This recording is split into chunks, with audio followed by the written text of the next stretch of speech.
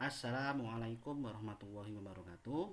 Selamat pagi semuanya, teman-teman. Semoga pada hari ini semuanya dalam keadaan sehat walafiat ya, sehingga dapat dengan segar pula untuk mengikuti perkuliahan daring atau online ini ya.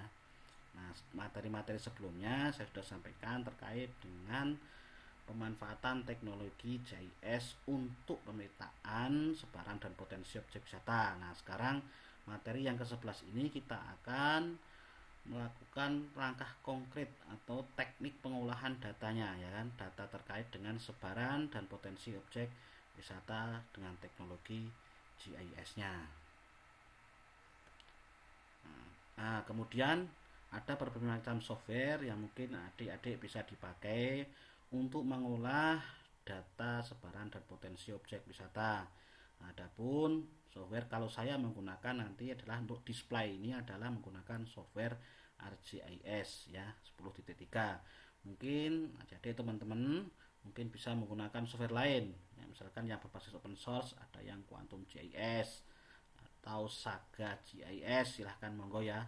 Atau yang mungkin menggunakan ada yang Ilwis, atau mungkin ada yang menggunakan ArcView. Nah, itu tidak masalah. Yang penting data nanti bisa diolah.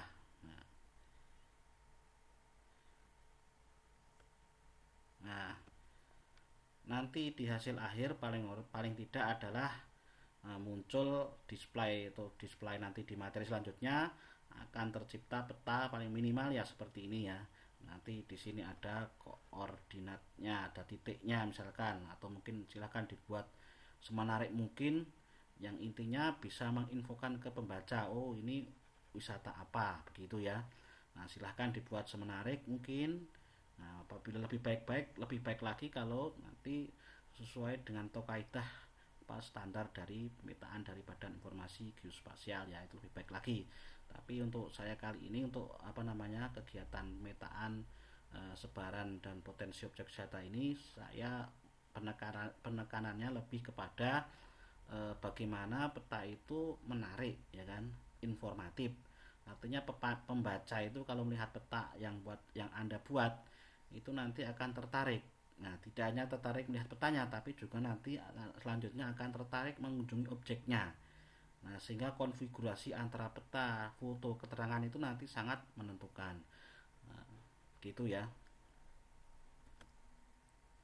Nah, ini adalah terkait langkah pertama yang dilakukan adalah nanti saya sudah bagikan atau share link yang nanti bisa teman-teman dapatkan di akun psikologinya, yaitu unduh untuk data hasil survei lapangan yang telah teman-teman lakukan sebelumnya.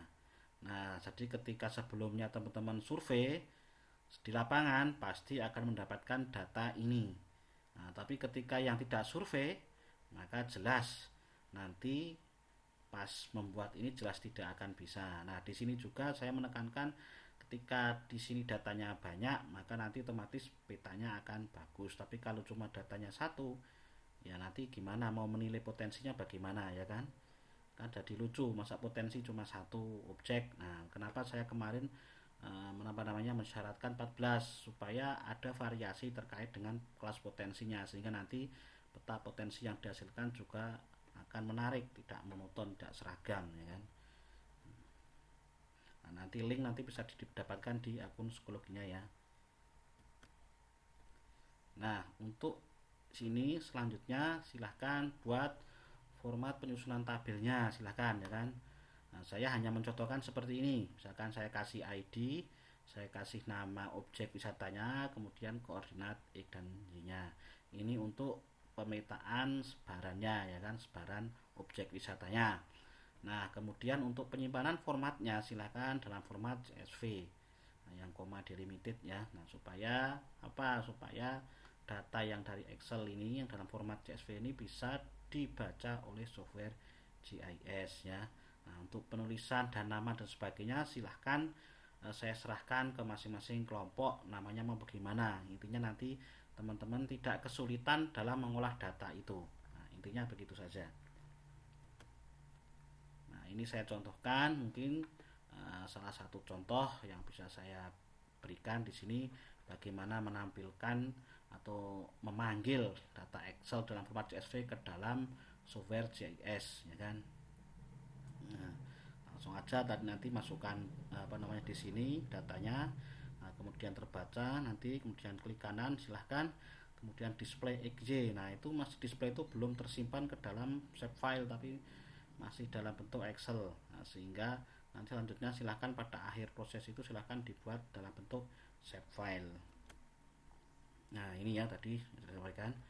Nah, tadi jangan lupa setelah data dimasukkan, nah display XY data.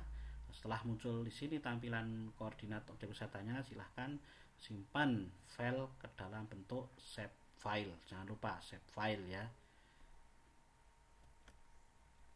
Nah, seperti ini ya. Ketika sudah save file, nah seperti ini.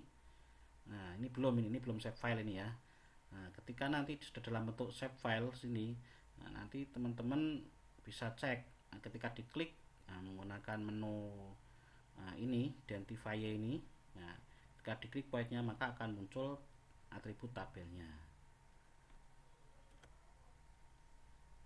Nah, ini yang sudah save file ini, nah, datanya.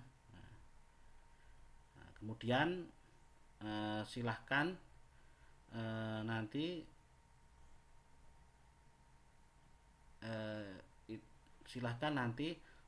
ketika mau mengolah data terkait dengan potensinya, adik-adik bisa ditambahkan di kolom kanan setelah koordinat ini, silahkan ditambahkan dengan parameternya hasil surveinya, ya kan. Internal itu misalkan ada daya tarik dan sebagainya ya. Nah, silahkan ditambahkan. Nah, untuk penamaan ini dan kemudian tipe filenya ini silahkan sesuaikan. Ketika dia nanti mau ngisi angka ya pilih double saja, tidak apa-apa. Atau silahkan pilih yang lain ya kan. Intinya ketika parameter itu nanti berupa angka. Nah, kemudian ketika nanti berupa teks, misalkan nanti untuk kelasnya, nah itu nanti teks pilihan tipenya ya. Nah, silahkan, saya kira teman-teman sudah tahu semua terkait dengan hal ini karena sudah menempuh materi SIG 1 dan SIG 2. Nah, setelah semua data parameter objek wisatanya dimasukkan, kemudian lakukan scoring, ya kan. Scoring itu dari hasil pengamatan teman-teman di lapangan terkait dengan objek wisatanya, terkait daya tarik misalkan skornya berapa. Nah, wisata misalkan ini misalkan air terjun Gumeng ini wisatanya terkait dengan daya tarik skornya 2. Nah, silakan sesuaikan dengan hasil skor terkait objek wisata yang sudah teman-teman survei sebelumnya ya. Nah, untuk mempercepat juga sebetulnya nanti langsung bisa copy paste untuk ini di Excelnya. Jadi kalau sudah ada di Excel, kan sebelumnya sudah download itu data Excel itu, download, silakan dipilih kelompoknya. Nah, selanjutnya ketika sudah di Excel dirapikan, tinggal sebetulnya copy paste saja di sini bisa untuk mempermudah, tidak perlu input satu-satu ya. Atau mungkin nanti dengan sistem join tabel nanti bisa supaya mempercepat proses pengolahan datanya.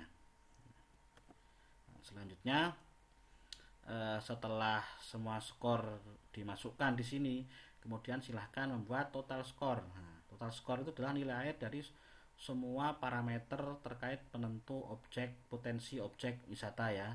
Nah, silahkan di sini teman-teman gunakan menu fill kalkulator untuk menjumlahkan ya. Nah, sehingga penjumlahannya cepat. Nah, setelah semua skor diperoleh, langkah selanjutnya adalah untuk membuat potensi.